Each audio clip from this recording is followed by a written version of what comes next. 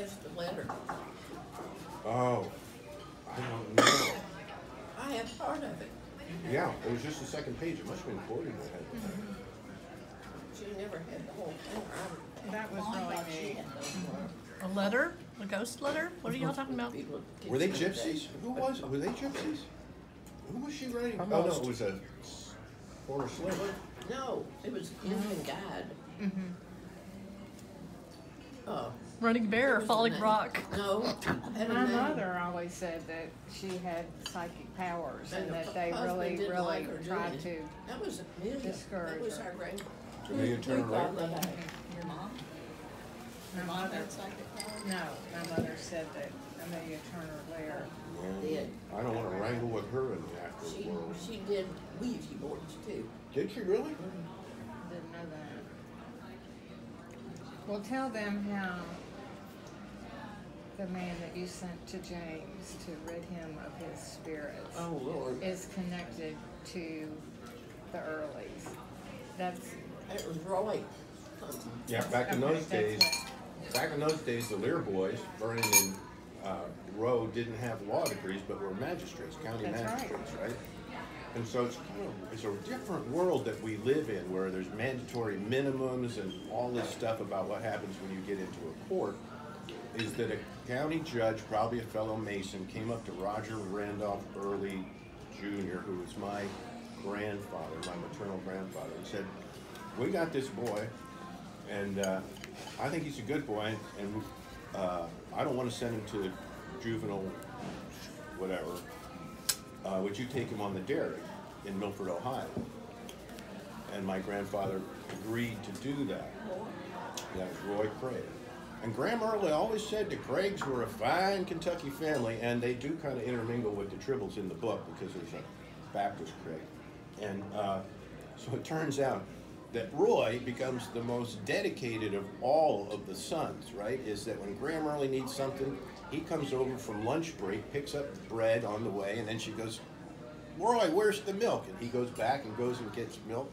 And Roger and David would never kind of perform that kind of hands-on daily visit kind of service. And so he had a daughter, Robin, and Robin married Joe Hammock, who was a line operator for Ford, that had a good union job, but was also involved in Native American spirituality. And the first way I ran into him is that Toyota paid for like a museum or something that they were, making atonement to the community in which they operated. Joe Hammock designed the Native American mannequins with loops for the earrings that were anatomically correct and stuff like that. So when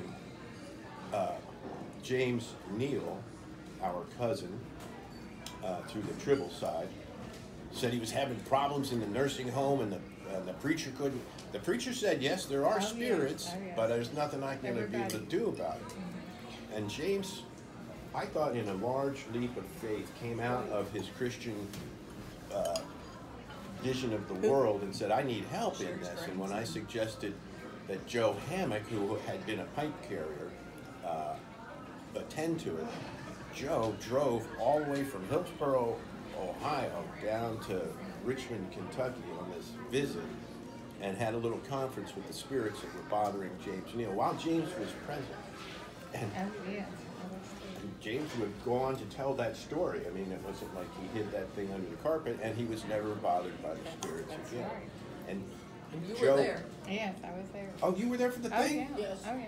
Oh, Joe Hammock is having serious health consequences Oh, I'm right now. sorry. So, he was But unable I to thought visit. that he said that your grandfather or a grandmother or something had taken him in. You didn't. That was Roy. That was Roy. Okay, okay. So he felt like we were family. Yes. He was very, very nice, and anyway, I was having a hard time explaining to them exactly He the had people connection. to do exorcisms and everything, hadn't he? Yes. Oh, yes. That didn't work. Oh, this is James? Oh, no. Oh.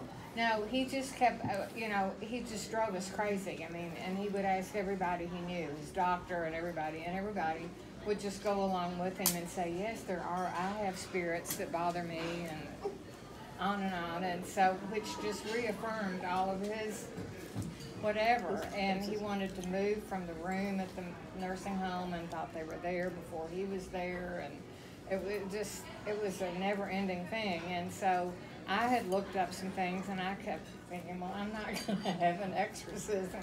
I mean, it just, and he wouldn't go along with that, or it just wouldn't work. So I was getting really confused on it. So, but he just kept saying, David will know what to do.